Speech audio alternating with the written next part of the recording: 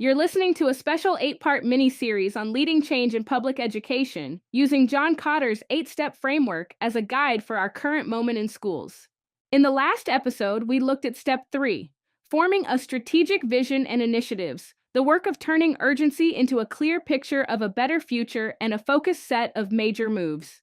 Today, we're moving to Step 4, enlisting a volunteer army, and we'll stay grounded in two concrete examples throughout the series: strengthening MTSS and redesigning student support and discipline so staff can sustain the work over time. In this episode, you'll hear how this step fits into the larger 8-step arc, why it matters in systems already dealing with fatigue and overload, and what it looks like to broaden participation in ways that feel energizing and doable rather than like one more burden. Welcome to Little Bits of TLC, the podcast where we explore the dynamic world of education. Join our host, Heather Volchko, as this season we're exploring what it takes to lead meaningful change in public education through the lens of John Kotter's 8-step framework for change. Across the next 8 episodes, we'll connect each step of Kotter's model to the realities schools face every day. From building urgency and developing a shared vision to sustaining changes over time, we'll explore practical strategies for creating systems that support both students and educators. Drawing from real-world experiences across school systems, each episode is designed not only to introduce new ideas, but to help turn them into actions through discussion guides your teams can use throughout your very own local change processes. If you're trying to lead change in a system that often feels both overloaded and under-supported, you're in the right place. Let's explore how we can create meaningful, lasting change in public education together. This is Little Bits of TLC. Up to this point, the series has been about building a foundation. Episode 1 was about urgency, telling the truth about how the current way of working is stretching staff thin, underserving students in places, and leaning too hard on personal sacrifice. Episode 2 introduced the guiding coalition, the cross-role group of people who are respected, connected, and positioned to influence real decisions. Episode 3 focused on forming a clear vision and a small set of initiatives, answering the question, if we do this well, what will this system look like for adults and for students, and what major moves will take us there? Those 3 steps are essential, but they are still only a beginning, because change in public education cannot be carried by one leader or one team in a conference room. It has to live in classrooms, hallways, front offices, intervention spaces, cafeterias, and meeting rooms. And it has to live in the everyday decisions of teachers, counselors, paraprofessionals, office staff, coaches, specialists, and building leaders. That is what Kotter's 4th step is about: enlisting a volunteer army. Kotter describes this step as the point where large-scale change becomes possible because large numbers of people rally around a shared opportunity and actively want to contribute to the goal together. The phrase can sound dramatic, but the idea is simple. Once there is urgency, a coalition, and a vision, the next challenge is to draw many more people into the work in ways that feel like an opportunity, not like one more obligation. In schools right now, that is a delicate task. Many staff members are tired. They have lived through plans that promised relief but delivered more complexity. They have seen initiatives fade. They have felt the difference between productive teaming and directive burdens. So this episode asks a hard question. How do you invite people into this change without burning them out? One way to begin is by clarifying what is meant by a volunteer army in this context. In Kotter's language, this is the large group of people who choose to support and advance the change because they see its value and see a place for themselves in it. That volunteer army is not a separate group of people doing free labor for central office, and it is not a call for everyone to work nights and weekends to prove commitment. It is staff choosing supported, meaningful roles inside the workday and inside the change effort because the work feels worth carrying. It is the counselor who decides to test a new check-in routine with a group of students. It is the teacher who tries the new referral pathway and provides detailed feedback. It is the paraprofessional who helps refine a hallway support plan and shares it with colleagues. It is the office staff member who quietly adapts how phone calls and messages about student concerns move through the building. It is the assistant principal who aligns a weekly meeting with the new MTSS procedure instead of running it the old way. It is the family liaison who helps translate a new support process into language that makes sense to caregivers. None of these people may see themselves as part of a volunteer army. They are simply staff who decide to lean into the new way of working. The leadership task in this step is to make that decision easier, clearer, and more believable. There are certain conditions that have to be present for that to happen. First, people have to believe the urgency story is real. If the case for change sounded exaggerated or disconnected from their own experience, they will be reluctant. But if the earlier message about burnout, fragmentation, and repeated crisis cycles matched what they feel every day, they are more likely to lean in. Second, they have to see themselves in the vision. If the vision described in episode 3 was only about scores, compliance, or broad district goals, staff may not feel much connection. But if it described a future where their workday is more coherent, where support is easier to access, and where they spend less time improvising alone, they can picture why this matters. Third, they have to trust at least some members of the guiding coalition. In many systems, staff do not have a detailed picture of the coalition itself, but they know some of the people who are part of it. If those people are known as steady and honest, that trust carries into how invitations are received. Alongside those psychological conditions, there are structural conditions. The initiatives have to be clear. People need to know what the system is actually trying to do in practical terms. And at least a few stop or simplify decisions need to be visible. If staff see that some meetings are being retired or streamlined, that some expectations are being reduced, and that leaders are not just adding more, they are more willing to say yes. Without those conditions, calls for a volunteer army can sound like an attempt to solve overload with more overload. With them, the invitation becomes more credible. To see how this works in practice, imagine a middle school where the guiding coalition has chosen several initiatives for the coming year, clarifying the MTSS referral and problem-solving process, strengthening Tier 2 supports for regulation and behavior, improving the quality of FBAs and BIPs, and reducing removal-based responses through better alternatives.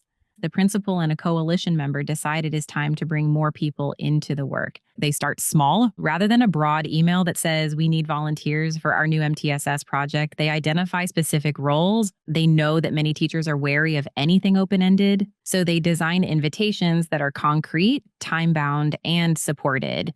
For example, they approach a teacher known for being thoughtful and steady. They say, we are tightening our MTSS process this year, so teachers do not have to guess where to bring concerns or wait weeks for support. Over the next 6 weeks, we are looking for a few teachers to pilot the new referral and meeting flow with their grade level team. That would mean trying the new forms, sitting in one brief feedback session after school, and giving us real input on how to make it workable. We will protect one planning block for you during that window by covering a duty. Does that sound like something you would consider?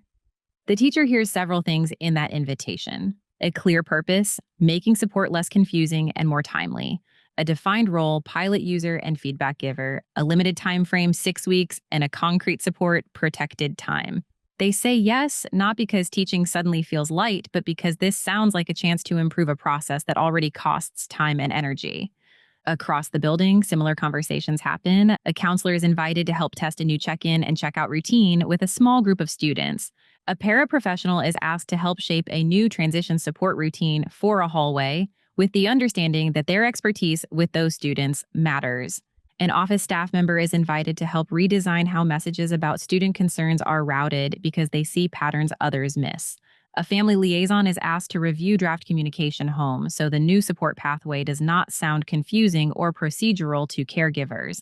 Each of these roles becomes part of the volunteer army. None of them carries the whole initiative. Each carries one piece. That kind of design matters. If the only way to be involved is to join another standing committee or take on a large, indefinite role, many staff will say no. Not because they do not care, but because they have been in that position before and know what it costs. Instead, leaders can think in terms of different levels of participation. Some staff will be signal carriers. They may not join a formal pilot, but they talk about the work in constructive ways. They help colleagues interpret what is happening. They reinforce the central message in their own teams. Some will be practice pilots. They try specific new routines and give honest feedback about what works and what does not. Some will be local organizers. They help align existing meetings, team time, or routines with the new way of working so the change becomes part of the week instead of an extra layer. Some will be design partners. They join short, focused design sessions with the guiding coalition to refine tools or processes based on what is happening on the ground, and some become champions. They take on a more visible role in modeling and explaining the new approach to others. Not everyone needs to be a champion, and not everyone can. But many more people can play some role when leaders are intentional about how they invite and support that involvement. We'll come back in a moment to how leaders communicate those invitations and avoid the common traps that make this step backfire. Attention school leaders and educators, do you have a student whose school day has become a cycle of crisis, office referrals, missed instruction, and starting over? Maybe your team has tried intervention after intervention, yet it still feels like everyone is working incredibly hard without making the progress the student deserves. If that sounds familiar, you're not alone. That's exactly why we created the Lab. The Lab from TLC is an intensive learning program designed for students with complex academic, behavioral, and social-emotional needs that doesn't pull them away from their school community. We work alongside students where they are, helping them rebuild the skills, confidence, and supports that they need to be successful right where they're learning every day. What makes the Lab different is that we don't just support the student. We partner with educators, families, and community providers to create a shared plan, provide ongoing coaching, and build the local capacity needed to continue supporting the student long after our direct services have ended. If you're facing a complex student situation and wondering what comes next, we'd love to start the conversation. Email us at lab@tlcnonprofit.co or learn more by visiting tlcnonprofit.co/thelab. That's tlcnonprofit.co/thelab. Because when students are struggling, they deserve more than another temporary solution, and people supporting them deserve more than hoping things get better. Rebuilding skills, confidence, and hope. The Lab at TLC. Looking for something that actually fits your life? TLC University is here for that. Each week, we spotlight something different. A webinar with real-world insights, a hangout-style interview, and a hands-on workshop or a Q&A where we answer your questions. It's flexible, it's self-paced, and most come with CEUs. So whether you're looking to grow, reflect, or just listen in, there's something here for you. And it's all in one place. university.thresholdlearning.org. That's where you'll find show notes, professional blogs, a full catalog of ACE-accredited courses, and downloadable resources. It all just keeps growing. So whether you're walking the dog, commuting, or taking a breather between the daily grind, TLC University meets you where you are. Head to university.thresholdlearning.org and check out what's new this week. See you then. Let's get back to how this plays out on the ground and what it means for your work this year. How leaders talk about participation matters just as much as how they structure it. And there is a difference between saying everyone needs to get on board with this new system and saying we are building a more coherent way to support students and staff. And there are several ways to be part of this work. Here's one we are asking you to consider, and here's how we will support you if you say yes. The first sounds like a command, the second sounds like an invitation. In the same middle school, the principal resists sending a mass email asking for volunteers. Instead, they use staff meetings to describe the work, share the urgency and vision in plain language, and then ask coalition members to have individual or small group conversations with staff. They make the roles clear, they name the timeframes, that they describe what participants will receive, not only what they will give. They also recognize that saying yes should not mean carrying more on an already packed plate. So with the help of the coalition, they look for ways to lighten the load for early volunteers. Some have a duty covered for a few weeks. Some are given permission to drop a non-essential task. Some receive direct support with planning or materials. These gestures are not about grand rewards. They are about alignment. They communicate that the system is serious about making this work sustainable. When staff see their colleagues supported in this way, they notice. They see that participation is not a trap. And that matters because this step often goes wrong in very predictable ways. One way it goes wrong is when leaders moralize participation. Sometimes, in the name of urgency, leaders slide into language that suggests people who do not jump in immediately care less about students or are less committed to improvement. That kind of framing breeds resentment and quiet disengagement. Another way it goes wrong is when leaders overload the willing few. Every school has people who reliably say yes. Because they are steady and generous, they are often asked to join every team and pilot every new idea. If leaders are not careful, those staff become exhausted, and the message to others is that involvement is risky. A third problem is ignoring boundaries. When invitations assume that people will do planning or problem solving on their own time, late at night or on weekends without compensation or relief, trust erodes. People understand exactly what is being asked of them. A fourth problem is token involvement. If staff give feedback and then see no evidence that it shaped anything, they quickly learn that their role is symbolic, not substantive. They may participate once, but they will not lean in the same way again. And a fifth problem is all or nothing thinking. If the only options are to be part of the core leadership group or not involved at all, many people will opt out. Recognizing these patterns can help leaders design a healthier path. Part of that path is making the volunteer army visible in ways that feel respectful and specific. Back in the middle school, as the new MTSS process rolls out across the semester, the principal begins to share short stories. In a staff meeting, they say, over the past 6 weeks, 4 grade level teams piloted a new way of bringing student concerns forward. They helped us find places where the form was confusing and the meeting structure was too long, and we changed both based on their feedback. Because of their work, the process you are seeing today is simpler and more practical. They mention names with permission, and they describe contributions in concrete terms. The message to staff is not just thank you. It is your colleagues shaped this, and you can see how. They also share small evidence points. They might say, last semester, it often took several weeks between a teacher's first concern and a clear plan for support. In this pilot, that time was reduced noticeably. There is more to do, but people are already feeling the difference. These updates do 2 things. They show that involvement is making a real difference, and they build momentum as staff hear that the work is real and that the system is adjusting in response to feedback.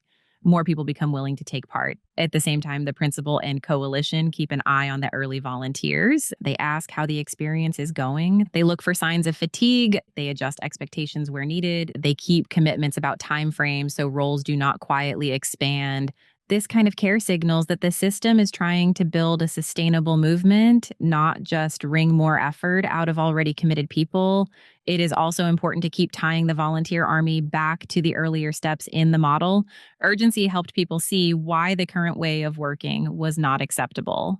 The guiding coalition gathered a core group of leaders. The vision and initiatives gave direction.